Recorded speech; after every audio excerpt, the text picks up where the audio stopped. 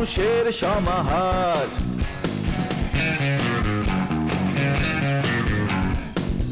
ভেতর আর বাহিরে চলছে উৎসব অপেক্ষার।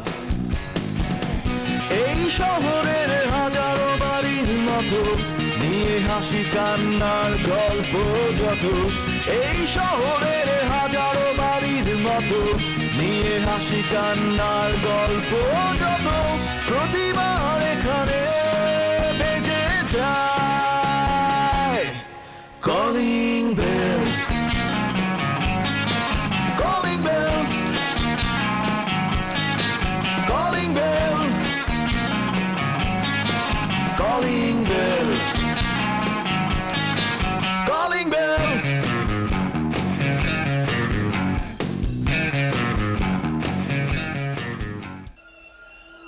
হঠাৎ করে ডাকলেন, মাইরে ঠাইরা ফেলাবেন না তো? বাচ্চা ফলাফলের খেলা পাইছো যে খেলতে কেউ দেখে না তো ভেঙে দিলাম। না, আপনার তো আবার অভ্যাস আছে, পিছন থেকে গ্যাপ করে দেন। শোনো, যে পারে সামনেও পারে পিছনেও পারে, অভ্যাসের ব্যাপার, আর এটাই আমার স্টাইল। আচ্ছা বাদ দেন তো, আমরা ডাকছেন কেন এটা বল। আচ্ছা তুমি কি চাও কত? সবার রিড করতে পারলাম এই এলাকায়, মাগার তোমার রিড করতে পারলাম না। ডাইনে বায়ে উঠতে বইতে সব কয় পারবেজ পারবেজ পারবেজ, চান্দায় পারবেজ, মারামারিতে পারবেজ, চিন্তায় পারবেজ, গেঞ্জামে পারবেজ, সব জায়গায় পারবেজ। আচ্ছা তুমি কি চাও কত আমারে? শুনতে চান কি চাই? আচ্ছা কও ভাই, তো কও। পাওয়ার চাই, পাওয়ার। পাওয়ার এত সহজ না ভাই জান, বহুত কষ্ট করে পাওয়ার অর্জন করছি, কমিশনার হয়েছি। আপনারও যদি আমার পাওয়ার দিতে হয়, হয় আমার মেরে লেতে হইব, আর নাহলে নিজে মরে যেতে হইব। এমনি ডরাই গেলে তো ঝামেলা, ডরানোর লাগে তো কিছু করি নাই। অন্য কিছু করলে তো এলাকায় থাকতে পারবেন না, বাসা চলে যাও। তোমার দ্বারা এটি হবে না, তোমার এটা মানায় না। বাপ মার কোলে যাও, লেখাপড়া করো, পড়াশোনা করো, দরকার নাই। সাহস থাকা ভালো, বেশি সাহস দেখাতে গিয়ে যদি শহীদ হয়ে যাও, সেটা ভালো না।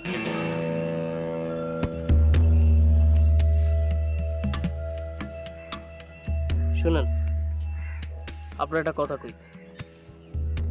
এই পারভেজ আমিন কি জিনিস আপনিও জানেন, আমিও জানি। পারভেজ আমিন কি করতে পারে তার সম্পর্কে আপনার খুব ভালো ধারণা আছে। শহীদ, পারভেজ আমিন ডিসিশন নেয় কে শহীদ হবে আর কে শহীদ হবে না। আচ্ছা সব বাদ, তুমি আমার কত, তুমি কি করলে শান্ত হইবে? বিষণকে বাসায় গিয়ে ভাবো, ঠান্ডা মাথায় ভাববে, আমাকে জানাও যে তোমার তুমি কি চাও, কি হইলে কি পাইলে তুমি খুশি হইবে, আমাকে জানাও। জানাবো, সময় মতো সব জানাবো।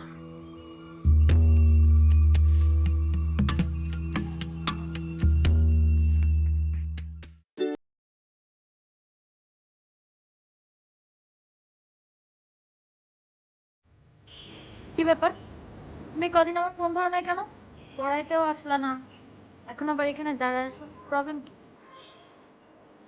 না মানে আমি আসলে একটু নিজের মধ্যে ছিলাম, মনে হচ্ছে আমার কিছু ভাবনা ক্লিয়ার করা হচ্ছে।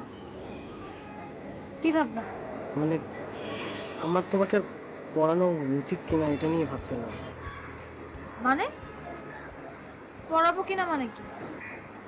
হ্যাঁ বুঝতেই পারছো লিপি, আসলে আমি তো এখানে এসেছিলাম অন্য একটা উদ্দেশ্য নিয়ে, তাই না? এখন একটা রিলেশন, মানে আমি সব কিছু নিয়ে না একটু শঙ্কিত। তাহলে কি তুমি আমাকে ভালোবাসো না? না না লিপি, বিষয়টা এমন না। তুমি তো জানো আমি তোমাকে অনেক অনেক ভালোবাসি।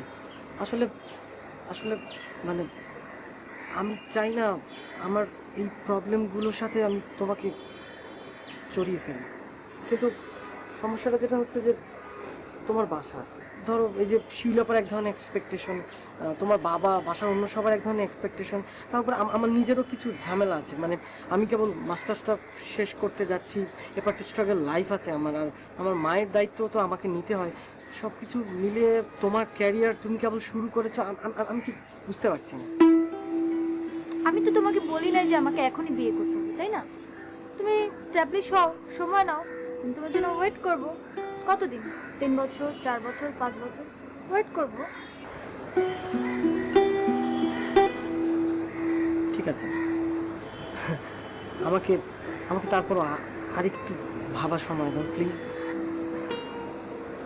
ঠিক আছে, সময় নাও, কিন্তু এরপর থেকে আর ফোন না ধরে থাকা যাবে না, পড়াতে আসতে হবে ঠিক মতো, যোগাযোগ করতে হবে। আচ্ছা ঠিক আছে, কথা দিলাম এখন থেকে ফোন ধরবো, আর কোথাও যদি থাকিও দূরে আমি অবশ্যই তোমাকে জানাবো, প্রমিস।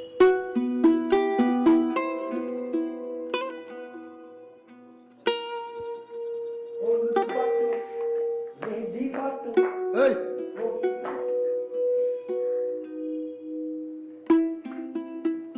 জনাব,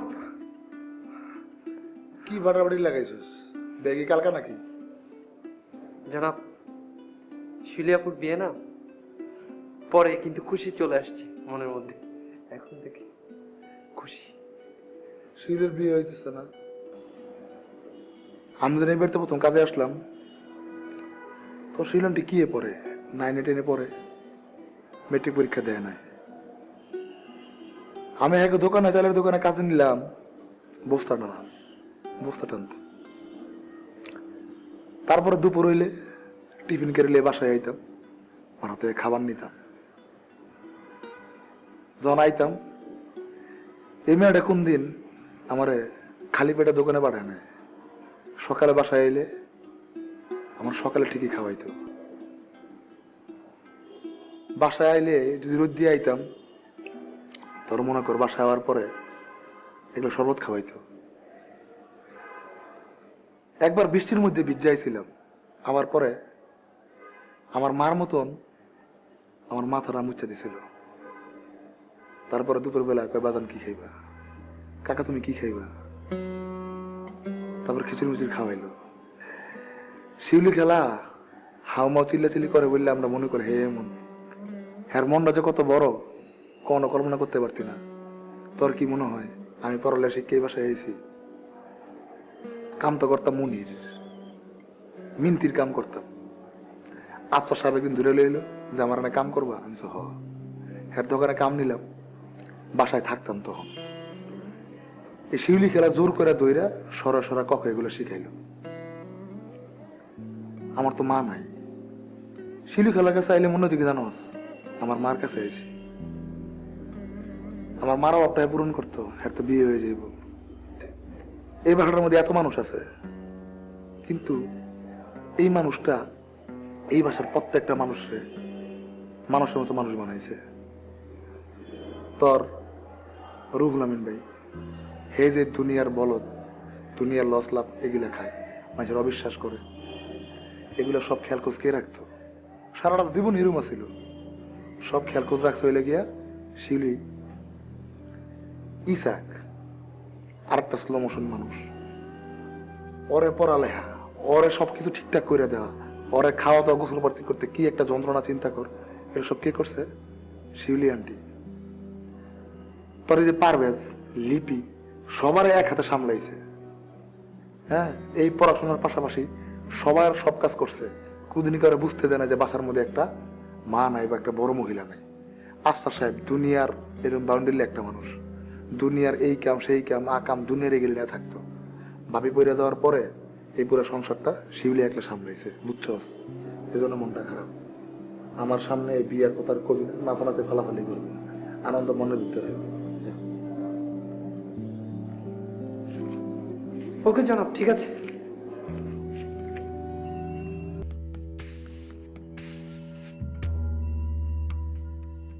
কিরে কি হইছে? আমি একটা ঝামেলায় পড়ছি ভাই। কি ঝামেলা? পুলিশ তো খুঁজতেছে চারদিকে ভাই। পুলিশ তোরা খুঁজবো কেন? ওই যে ভাই নেপাল থেকে যে মালগুলো আসছিল এগুলো তো শেষ হয় নাই, হাতে রয়ে গেছে। কই রাখছস? ইয়ে মার্কেটের পিছনে বাথরুমের ইয়ে চিপায়। কত পিস আছে রে? 1010। কি যে করস তোরা? এই পরিস্থিতিতে তো ব্যবসা করতে হইব।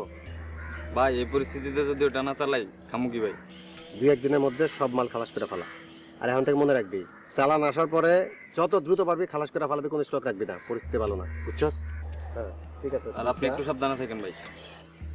আমি সাবধানে থাকুন কই? আমার নামে কোনো ক্লেম আছে? সবাই জানে আমি একটা ফ্রেশ মানুষ, আমি একটা জনপ্রতিনিধি। আমি এইসব ব্যবসার সাথে জড়িত, এটা কোনো প্রমাণ আছে? কেউ জানে? আপনি তো ফিল্ডে থাকেন না ভাই, জানেন না কি হইতাছে। ওদিক দিয়ে পারভেজ গুটি চলতেছে, ইয়ের সাথে শোয়েব ভাইয়ের সাথে জয়েন করছে। পারভেজ গুটি চালতেছে, গুটি আমিও চালতে পারি। যাক, এগুলো নিয়ে টেনশন করিস না, আমি সাবধানেই থাকবো। তুই সাবধানে থাক, আর টাইম টু টাইম আমার লগে যোগাযোগ রাখবি। ঠিক আছে ভাই, দোয়া করেন ভাই।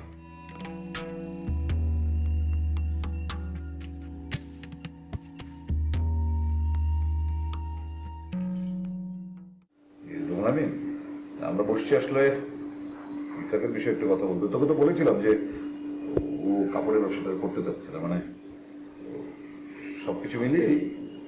তো আমরা যেহেতু কোনো বিকল্প এখনো দাঁড় করাতে পারিনি, ও এর মধ্যে একটা চিন্তা করছে বিজনেসের। এই তুই বল তোর নতুন ব্যবসা কি করতে চাস, তোর চাচাকে বল। হ্যাঁ একটু তাড়াতাড়ি বলিস।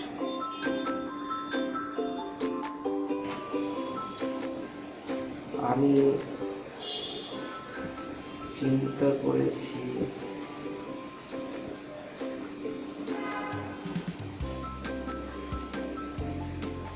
ছোট কাপড়ের ব্যবসা করব। কি বলছিস ও? ছোট কাপড়ের ব্যবসা মানে মানে আমরা কি? ওকে ওকে আগে বলতে দে না, বল তুই বল। মানে ছোট বাচ্চাদের কাপড়ের ব্যবসা করব। তাই বল। আমার দোকান যে মার্কেটে, সেই মার্কেটে ওই ফ্লোরে সবাই আগে বড়দের কাপড়ের ব্যবসা করত, কিন্তু আমাদের মার্কেটের পাশে নিউ মার্কেট থাকায় সেখানে হকাররা কম দামে বড়দের কাপড় বেচার কারণে আমাদের মার্কেটে বড় কাস্টমার আসা বন্ধই করে দিয়েছে। তাই আশেপাশের সব দোকানদাররা বড়দের কাপড় ফেলে দিয়ে ছোট বাচ্চাদের কাপড় নিয়ে ব্যবসা শুরু করেছে। তাই আমি নিজেও চিন্তা করে দেখলাম, আমি একা বড়দের কাপড় বিক্রি করে চাচা কোনো লাভ নেই। মানে আশ্চর্য ব্যাপার না, একটা লোক 1 গজ কাপড় কিনতে এসে যদি সে 2 ঘন্টা লাগে এটা বোঝাতে বা বুঝতে বা কাপড় কাটতে, এই লোকটি কেন 1 গজ কাপড় তার দোকান থেকে? কাপড় হচ্ছে 1 গজ, কথা হচ্ছে 2 গজ, 4 গজ, 5 গজ। আমি 1 গজেই শেষ করে দিচ্ছি, 4-5 গজ লাগবে না। আমি না, ও ব্যবসা চেঞ্জ ও ব্যবসা চেঞ্জ করে নতুন ব্যবসা করবে, তো সেটা ছোট কাপড়ের ব্যবসা করছে। এই তুমি বসো না, এই ইসা জায়গা চাচিকে জায়গা দে, সরে আয়। আমি উঠে যাব। আরে সরে আয় না তুই, বসো বসো বসো। আমি বুঝতে পারছি না যে ভাইয়া আপনার আবার ইসাকের ব্যবসার পেছনে মানে আবার ও ব্যবসা করবে এরকম চিন্তা কেন করছেন? মানে এরপরের ব্যবসায় যে সে ভালো কিছু করবে এটা কে গ্যারান্টি দিচ্ছে? আর ওর তো ব্যবসার লাগ একদম ভালো না, যেটা আমি দেখলাম। আমি কি, আমরা সবাই দেখলাম। ওর তো ব্যবসা নতুন ভাবে করে ওর ব্যবসার পেছনে নতুন ভাবে টাকা দেওয়ার তো আসলে দরকার নাই, কারণ আমাদের অ্যাকাউন্টের অবস্থা এমনি খারাপ। আমার মনে হয় যে তোমার, আমি তোমাকে বলছি, তোমার যে ম্যানেজার আছে তাকে বাদ দিয়ে দিতে পারো, যে ও তোমার ম্যানেজার হিসেবে জয়েন করতে পারে। তাহলে বেতনটা তো ঘরেই থাকছে না, বাইরে কাউকে টাকা দিতে হচ্ছে না। চাচা, তুমি যে এরকম বনিতি ফ্যামিলিতে বিয়ে করেছো সেটা জানা ছিল না। চাচি ব্যবসা অনেক বেশি ভালো বুঝে। অবশ্যই ভালো বুঝি, এই কারণে তো এখন সব সংসারটাকে ঠিক করতে চাচ্ছে। ঠিক আছে, এটা আমি বুঝতে পারছি না আমি। ভাইয়া ওকে আর ব্যবসার পেছনে কোনো ইনভেস্ট করার মানে কোনো কারণ আমি খুঁজে পাচ্ছি না, তো ইসাকের পেছনে আর কোনো ইনভেস্ট করার দরকার আছে বলে আমার মনে হয় না। ঠিক আছে পারো, তুমি বলেছো। ইনভেস্টমেন্ট বাবা চাচিকে দিয়ে স্যার বেয়াদবি করিস কেন? এই যে আর নতুন কি ভাইয়া, সবসময় তো এটার মধ্যে দিয়ে আমি থাকছি। আমি তো ইউজ টু হয়ে গেছি সব ব্যাপারে, সবার কাছ থেকে পেয়ে পেয়ে।